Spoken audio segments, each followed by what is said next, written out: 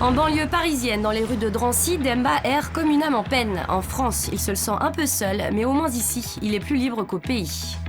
Demba est homosexuel et chez lui en Mauritanie, sa sexualité est un crime. Pour ça, il risque même la peine de mort. Réfugié en France il y a 2 ans, Demba reste très discret sur son homosexualité. S'il témoigne à visage couvert, c'est par peur d'être reconnu. Mais face à notre caméra, en confiance, Demba se livre. C'est son propre cousin qui l'a dénoncé aux autorités mauritaniennes après l'avoir surpris avec son petit ami. Le jour où on m'a arrêté, j'étais avec mon petit compagnon. Ils ont venu en civil, parce qu'ils ne savaient pas. Bon, ils nous ont arrêtés, ils nous ont conduits vers prison Bella, Nouakchott. En rentrant dans le prison, il y a un policier qui m'a donné un coup de matraque sur la tête et aussi ils m'ont brûlé, là, sur le genou. Vous voyez, il y a une cicatrice là. 2 semaines auparavant, ce même cousin, avec une bande de jeunes Mauritaniens, avait lynché Demba. Là, c'est un coup de couteau. Et pour finir, sa famille aussi l'a rejeté. Avoir un fils homosexuel en Mauritanie est une honte, voire une erreur de la nature. Demba lui-même en garde les séquelles. Mais c'est une maladie, je ne voulais pas ça. C'est normal, normalement. Je voulais être qu'un homme.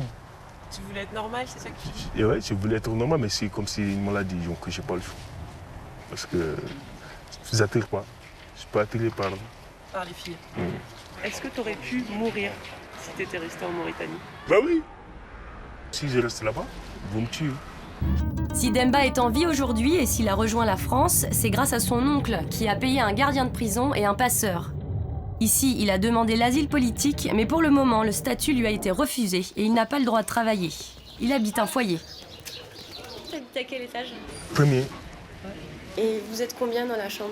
3 personnes. Je dors dans le couloir. D'accord. En Mauritanie, la famille de Demba n'a pas de problème d'argent. Là-bas, il vivait dans son propre appartement, faisait des études.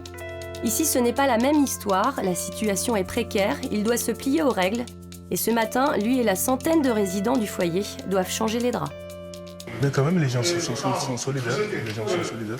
Et il y en a beaucoup dans ta situation ici ou pas? Non, il n'y a pas. T'es le seul? Ouais.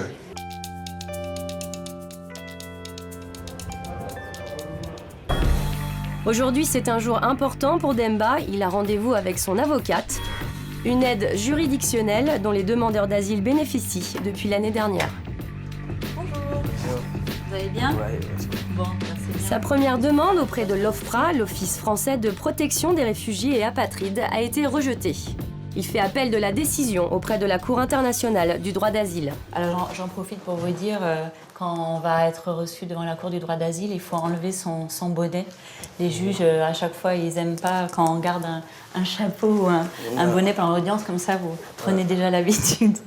Donc franchement, moi je suis extrêmement étonnée qu'avec un certificat comme celui-là et 2 récits successifs, l'OFPRA dise tout simplement que non, qu'ils ne vous croient pas, c'est étonnant. en fait. Ouais. Donc, ils disent que vous n'avez pas bien expliqué que vous êtes homosexuel, on n'arrive pas trop à le croire. Et pour prouver son homosexualité, Demba a dû répondre à un questionnaire d'1 heure un peu particulier.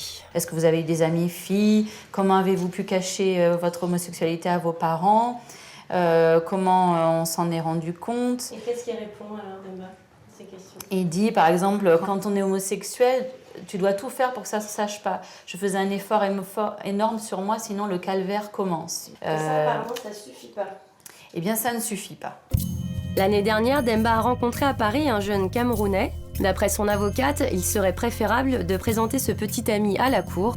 Le jour de l'audience, Demba n'aura que 15 minutes pour convaincre. La relation, ça continue entre nous jusqu'à présent. Bon, il s'appelle c'est un Camerounais, c'est compagnon à moi, il habite à Gambetta. Voilà. Si à ce moment-là, votre ami est là et que moi, je me tourne vers l'ami et je dis, voyez, son ami est là dans la salle et qu'il est là au premier rang, ce serait quelque chose de tout à fait positif, bien sûr. Nous avons rencontré un responsable de l'OFPRA pour comprendre quels sont les critères de sélection pour obtenir un statut de réfugié quand on est homosexuel, comme Demba. En fait, c'est pas franchement la sexualité du réfugié qui intéresse l'OFPRA. Ce qui intéresse l'OFPRA, c'est les persécutions invoquées, les persécutions subies, le récit de l'intéressé et les craintes auxquelles il peut être exposé en cas de retour. L'OFPRA se défend d'être trop indiscret, mais pour ces homosexuels pourchassés, évoquer ce qu'ils ont vécu face à des policiers français n'est pas vraiment évident. Alors pour libérer la parole, il y a l'ARDIS. C'est dans cette association qui accueille les homos persécutés de différentes nationalités que nous retrouvons Demba. Il vient discuter avec Thomas, un des bénévoles. La personne est souvent assez fermée dans sa parole. Elle a appris à refouler complètement l'expression de sa sexualité de manière générale et encore plus de son homosexualité. À l'Ardis, tu as pu rencontrer d'autres Mauritaniens? Tu as pu discuter avec eux un petit peu? Non. Non? Non. Pourtant, il y en a d'autres. Il faudrait que tu les rencontres. Mais Ça, tu pourrais discuter de ta demande d'asile avec eux. Ils ont la même situation que toi, ils sont aussi homosexuels. Si tu veux, moi je t'en présenterai, ils sont gentils.